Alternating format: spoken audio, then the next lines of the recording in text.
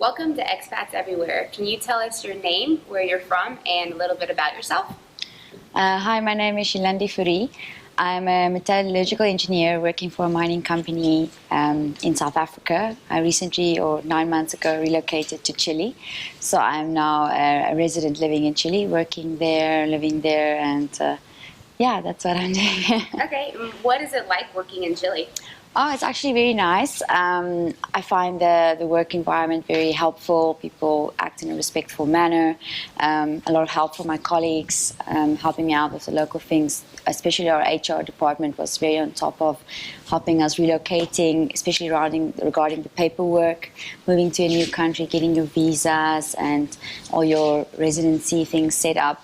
I think that process might be a little bit challenging if you didn't have a company or a department helping you in that, navigating around that.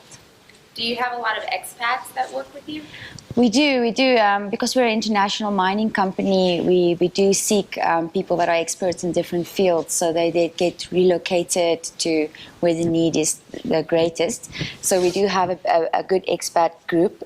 We also hook up with other international companies, expats, and you tend to form a little group of South Africans abroad, and so you keep in contact. It's mainly from the mining industry, as Chile is a big copper supplier, as well in the financial industry. We see a lot of expats there.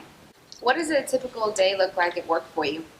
When I used to work in the city, I would wake up because the hours are a little bit later than in South Africa. So work usually started at 8:30, and I would grab the metro to work, which was very safe and very efficient and very fast. Walking a few blocks. It's very common over there. People that live in the city don't tend to have cars. And then we would have work until up to 6:30. Head back home, dinner around 9, which was quite a stretch for a South African as well. The sun goes down about 9:30 in summer. And a lot of people on the streets, a lot of people walking around, a lot of meetings. It was now that I'm working on the mine, the schedule's a bit more hectic. We take a commute bus with all the mine employees. We travel up to the mountains, and we work there until 5:30 and come back home with the bus, and then we'll be home around 7, which is still sunny outside in the summer times. Winter we have daylight shift, that shift of hour, so they still try to do daylight savings and maximize the time at home. And your other friends, your other expat friends, what kinds of jobs do they have? Mostly in the mining and the financial industry, as these two industries are quite big in Chile. We also have some exchange students that entered our community that's studying abroad in Chile currently. Okay, how much can someone expect to make in Chile? That's quite a broad question. If you are going as a professional for instance, a mining company, I think you get a bit of an expat allowance, so that boosts your salary quite a bit. And you can look at anything from 1,200,000, 1,400,000 pesos. I think if you come as a government employee, if you come as a teaching position or a more freelance type of work, it might be anything from 800,000 to 1,000,000 pesos. And are those ranges enough to live on there? Yes, it is. It is enough. Okay. How can you stay safe in Chile? Chile has a big class divide system, so we kind of generally class Santiago according to the metro system. So there's a station called Baquedano, and if anything east from Baquedano, that's moving up towards the mountains, you get your nicer neighborhoods, if I can call it that. It's maybe more safe and maybe more secure. In this area, you don't feel scared walking around at night, taking public transportation. Should you move west from this station, I think it gets a little bit more dangerous, so that you might even experience a feeling of being in a more dangerous area, if it's maybe not significantly more dangerous. As an expat, the Chileans recognize very quickly that you are not Chilean, and this might make you maybe an easy target. There is some concentrated theft, pickpocketing, kind of petty theft in we call them typically foreigner areas, and so I would suggest that if you are an expat moving to Chile, that you would stay in an area east from this metro station, anything from Providencia, Las Condes, because these areas tend to be a little bit more safer and might be a nice entrance into life in Chile and in Santiago. What's the weather like there, and how should someone pack? Chile is famous for their skiing activities. So it's a very dry, deserty type country. So you can expect really hot weather in summer, sometimes even peaking in the 36 degrees Celsius during the day. And it can get very cold in winter. We don't experience any snow in Santiago itself, but with a 30-kilometer drive, you can be in the snowy mountains. So I have anything from summer dresses to flip-flops, and then a full ski outfit with ski pants and boots. So it stretches quite wide between these two extremes as a typical desert country. Is there anything specific that you should bring that you can't find there? As a South African, we live for rooibos tea, and we live for bladjang, which is a famous marmalade made here in South Africa. I do take those along with me whenever I travel abroad. I don't have any problems with the customs control.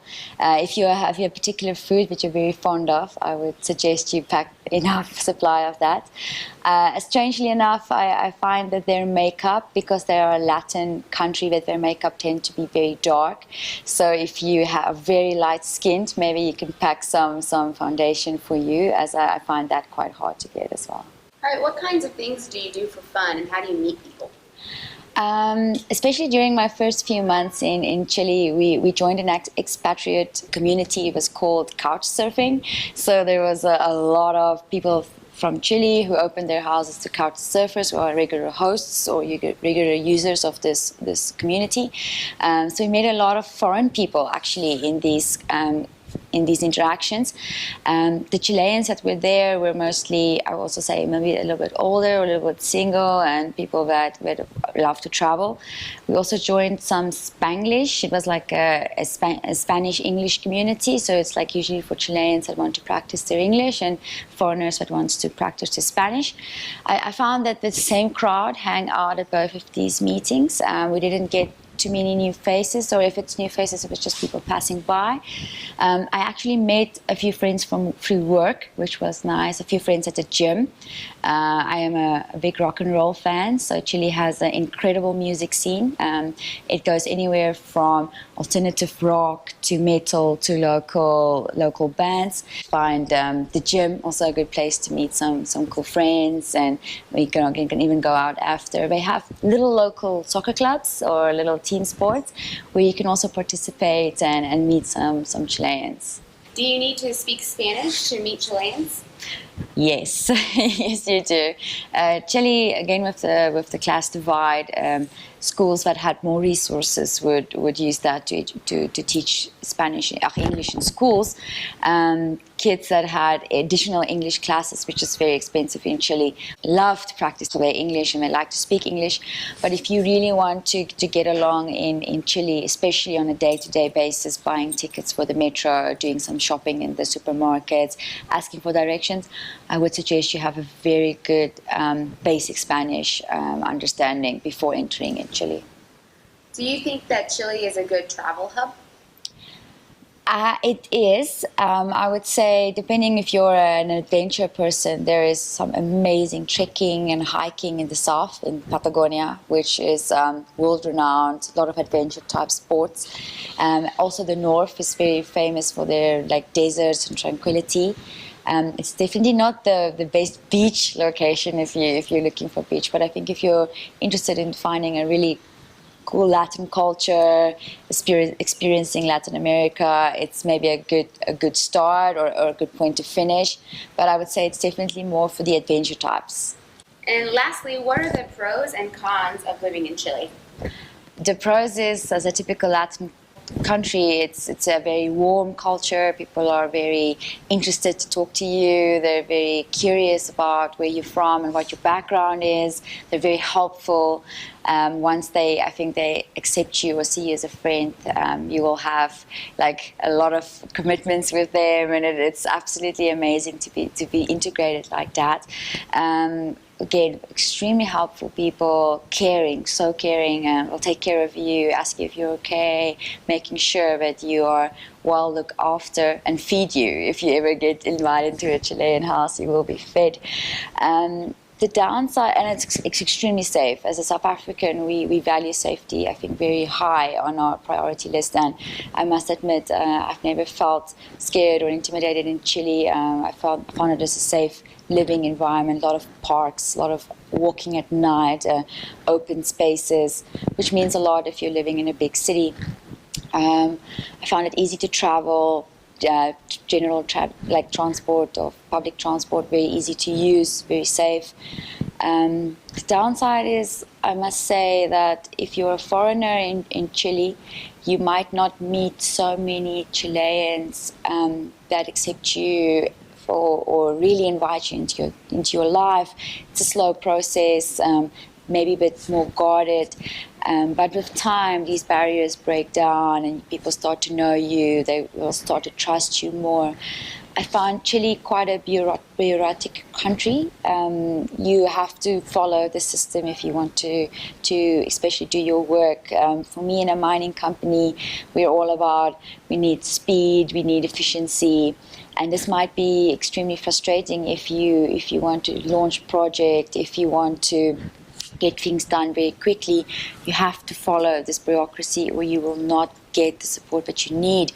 I also find that hierarchy is very important in the work structure, and I cannot directly approach somebody to support me with a job. I do need to motivate their manager, and the manager will motivate them to assist.